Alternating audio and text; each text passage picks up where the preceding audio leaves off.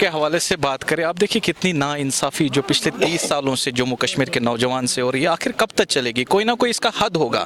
आप देखिए fire and emergency में रिक्रूटमेंट रिसेंटली जो आपको पता है लिस्ट सामने आई है, उसमें जो पीएचडी होल्डर्स बेचारे जो पीएचडी करके हैं उनको ड्रॉप किया गया है, और इसमें जो 8th पास है उनको इसमें रखा हुआ है। तो कहीं ना कहीं से जो परेशानी जो नौजवान कहीं वक्त से सड़कों पे है, अब इनकी जो मांग है इसको पूरा करना चाहिए। आज जो हमने यहाँ पर आपने देखा एक हमारे इनकी कैंडिडेट की डेथ भी हो गई इसी वजह से कि भैया डिप्रेशन की वजह से वो इसका शिकार हो गया। लेकिन अब जो आज भारतीय जनता युवा मोर्चा ने जो आज ये प्रोटेस्ट निकाला है, इसका एक ही मकसद है, एक ही नारा है हमारा, अब एडमिनिस्ट्रेशन को हम जगाना चाहते हैं। जो अफसरान जो ये लॉबिज्म खोल के बैठे हैं सेक्रेटरीटों में, अब ये भूल जाए। हम सड़कों पे आएंगे, हम तब तक बैठेंगे नहीं जब तक ये करप्शन खत्म करेंगे। हमारा नौजवान 30 सालों से बेचारा भुगत रहा है, कब तक भुगतेगा वो? जब तक वो अफसर को रिश्वत नहीं देता तब तक उसकी फाइल आगे नहीं चलती है। कब तक ये नौजवान सहेगा? अब ये बंद होगा। आज हम यहाँ प्रेस कॉलोनी में आए हैं। अगर हमारी मांग, मुझे लगता है 2 दिनों में हम लेफ्टिनेंट गवर्नर एडमिनिस्ट्रेशन साहब को हम रिक्वेस्ट करेंगे, आज जो इन्होंने साइन कैंपेनिंग भी की है लोगों की तरफ से भी, कि इस लिस्ट को जल्द से जल्द कैंसिल किया जाए। अगर ये इन दिनों में कैंसिल इसको नहीं किया गया, हम सड़कों पे आएंगे, हम सड़कों पे प्रोटेस्ट करेंगे और हम लोगों के साथ हैं।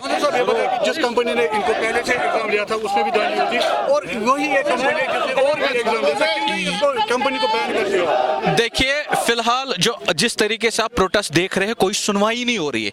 आज ये कैंडिडेट्स हमारे दफ्तर आए, इन्होंने हमारे बिलाल साहब जो जनरल सेक्रेटरी है उनकी तरफ रिव्यू करना पड़ा, इनको रो रहे हैं। अब देखिए इनकी हालांकि एक कैंडिडेट की डेथ होगी डिप्रेशन की वजह से।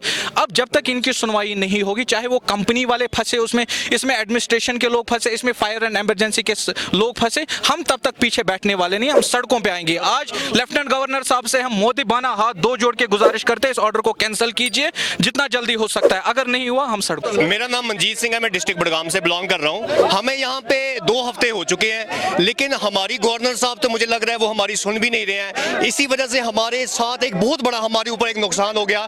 हमारे एक बंदा जो है उसकी डेथ हो चुकी है, ये हमारे लिए बहुत बड़ा नुकसान है। और गवर्नर साहब से मैं 4-5 बार खुद भी रिक्वेस्ट कर चुका हूँ और सारे कैंडिडेट्स की तरफ से उनसे रिक्वेस्ट किया है मैंने बहुत बार कि सर आप इस मामले पे खुद कुछ बोलिए, बट ये है कि वो 2 हफ्ते से कुछ चुप्पी करके बैठे हुए हैं। इसका जवाब तो उनको देना पड़ेगा। या तो कैंडिडेट्स को इनका वो मतलब है, वो चाहते हैं कि इनका खून जो है वो रूडू पे आ जाए, क्योंकि एक बंदे का खून तो आ गया है, जब एक बंदे का आया समझो वो हम सबका आया है।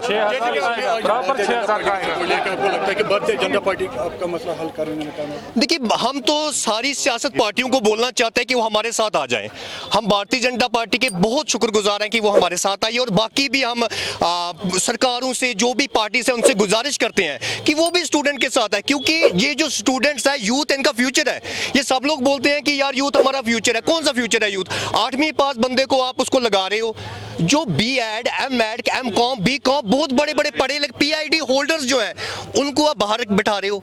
ये कौन सी इंसाफ वाली बात है?